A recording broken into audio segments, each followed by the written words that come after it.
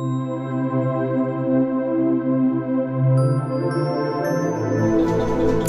Everyone, I hope आप सभी अच्छे होंगे। तो आज के क्लास में हम लोग बात करने वाले हैं एप्लीकेशंस ऑफ डायमेंशनल एनालिसिस के बारे में।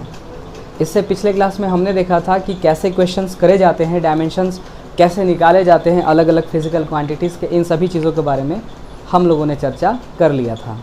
तो आइए आज के सेशन को शुरू करते हैं। इससे पहले अगर आपने हमारे चैनल को सब्सक्राइब नहीं किया है तो सब्सक्राइब कर लें, ठीक है। आइए आज के सेशन को शुरू करते हैं। तो एप्लीकेशन ऑफ डायमेंशनल एनालिसिस में कितने एप्लीकेशंस हैं जिनके बारे में हम बात करेंगे, सबसे पहले उनकी बात कर लेते हैं। तो सबसे पहला एप्लीकेशन है हमारा to check dimensional correctness of physical equation. कोई फिजिकल इक्वेशन है जिसको हमको यहाँ पर कोई इक्वेशन ही हम लिख देते हैं। कोई भी इक्वेशन है हमारा जिसको हमको डायमेंशनली चेक करना है कि वो करेक्ट है या नहीं है। दूसरा है हमारा to deduce the relation between physical quantities,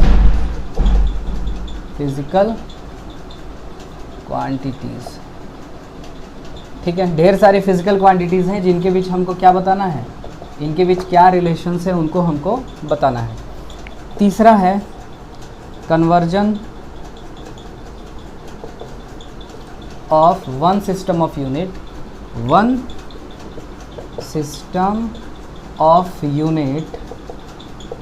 to other.